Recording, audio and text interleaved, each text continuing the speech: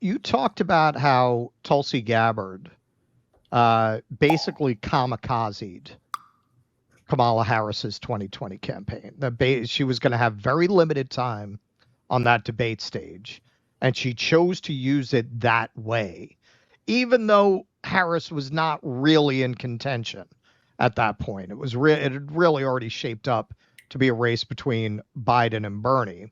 And you attribute that actually to her military background. And again, one of these deeper struggles that's going on between different elements of the deep state. So let's take a look at that knockout punch, and then we'll talk about why she did that. Confronting Vice President Biden at the last debate, you called it a, quote, false accusation that Joe Biden is a racist. What's your response? I want to bring the conversation back to the broken criminal justice system that is disproportionately negatively impacting black and brown people all across this country today. Now, Senator Harris says she's proud of her record as a prosecutor and that she'll be a prosecutor president, but I'm deeply concerned about this record.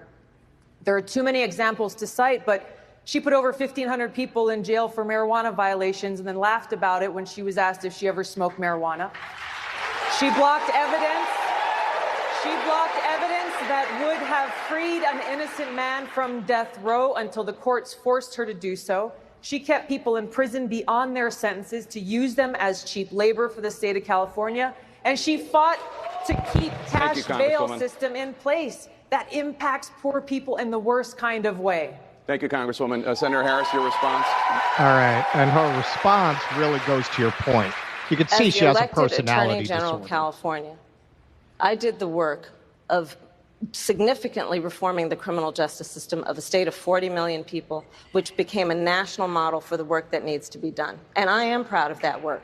And I am proud of making a decision to not just give fancy speeches or be in a legislative body and give speeches on the floor, but actually doing the work of being in the position to use the power that I had to reform a system that is badly in need of reform. That is why we created initiatives that were about reentering former offenders and getting them counseling. It is why, and because I know that criminal justice system is so broken, that I am an advocate for what we need to do to not only decriminalize, but legalize marijuana in the United States. I want to bring Congresswoman Gabbard back in. Your response, ma'am? The bottom line is, Senator Harris, when you are in a position to make a difference and an impact in these people's lives, you did not. And worse yet, in the case of those who were on death row, innocent people, you actually blocked evidence from being revealed that would have freed them until you were forced to do so. There is no excuse for that.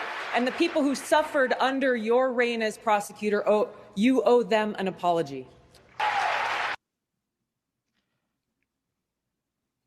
I haven't been crazy about her work lately, but I can't take that away from her. No, you certainly can't. So can you talk about what you mean when you say it's not an accident that somebody coming from the military would have decided to take out Harris because there are elements in the Pentagon that don't like this Clintonian State Department agenda? Well, it's interesting that you say you don't particularly like her work lately, because I agree with you, and we know what that's about, which is about her position on Israel-Palestine. But that actually matches what I'm about to lay out, because I think that Tulsi Gabbard represents a similar faction to General Michael Flynn and other people that were in the Trump camp that come out of the Pentagon.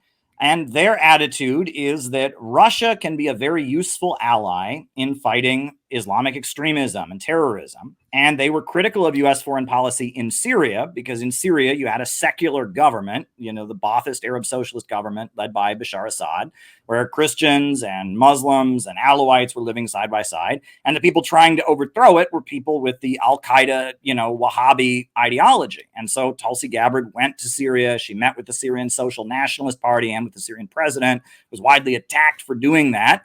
And there was a feeling that, no, we don't want to overthrow the Syrian Arab Republic because it would be replaced with something that would be a fountainhead of terrorism and would lead to more 9/11s and more ISIS, etc. and that Russia has been dealing with Islamic extremism for quite some time. I mean, we know Osama bin Laden launched his career in Afghanistan fighting the Soviet Union, and that Chechen separatists funded by Saudi Arabia and funded and backed by the United States government are something that Russia's had to deal with. You know, Russia is of all the countries in the world that are not Muslim countries, Russia has the most Muslims. Now, I've heard some people say maybe India has more, but it's close. And that, you know, that there are a lot of Muslims in Russia, and Putin is very popular among Muslims in Russia. But, you know, when it comes to people that have been backed by the United States or backed by outside actors to try and overthrow Russia, Islamic extremist forces have been a big part of it. And so Russia is very good at tracking those folks. So much so that when the Boston bombing happened, Russia pointed out they had warned the American government about the Tsarnaev brothers.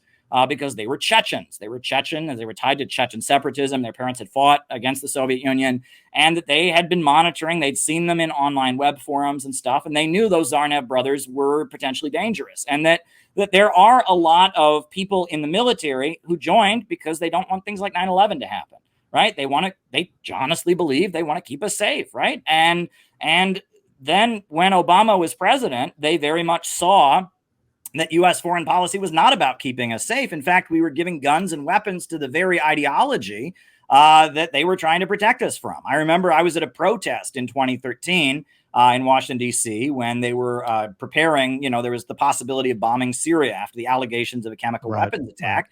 There was a woman who walked up to the protests and she said, "I agree with you guys. I'm an FBI Arab translator."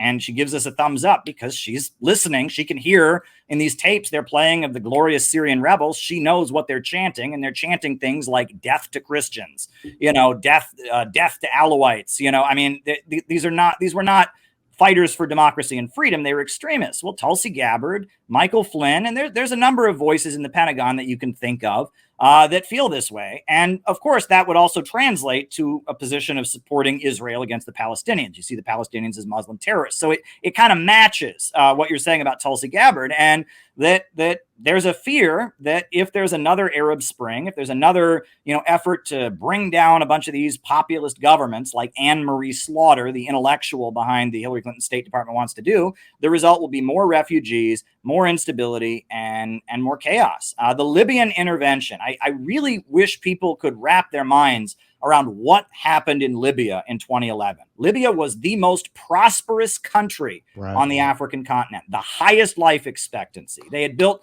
the world's largest irrigation system, the Great Man-Made River. They had wiped out illiteracy. They had done amazing things. Gaddafi, the leader of this anti-colonial revolution, he had nationalized the oil, and he was using the oil money to build Libya up into a prosperous country. And then a protest movement started, and they bombed Libya, and now that country is in complete and utter chaos. How long has it been since 2011? The country is, it's still a mess. Slave and markets. People die trying to get out of Libya in the Mediterranean. They drown in the Mediterranean trying to die. And like you said, modern day slave markets. Like what happened in Libya, which Samantha Power and Cass Sunstein and Ben Rhodes brag about how they convinced Barack Obama to do it reluctantly. What happened there was atrocious. And Barack Obama even said when he was leaving office, his greatest regret as president was going into Libya, he said, without a clear plan. It was an absolute disaster, and the beneficiaries of it were largely terrorist groups. ISIS recruited heavily out of those forces, the Al-Qaeda wing of things. I mean, it was a disaster, and terrorism and weapons and all kinds of things spread throughout the African continent. And when we talk about personalities, Ben Rhodes, in his memoir of the Obama presidency, describes pretty well how they got Obama to do it. And they said, to Obama that that Benghazi was the city that had been seized by the rebels.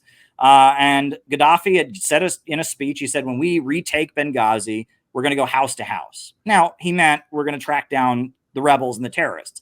But they told Barack Obama, when he said house to house, they meant they were going to kill every person in the city. He was going to commit genocide. And they worked on Barack Obama for 3 days, saying there's going to be a genocide. Gaddafi is going to kill every single person in Benghazi.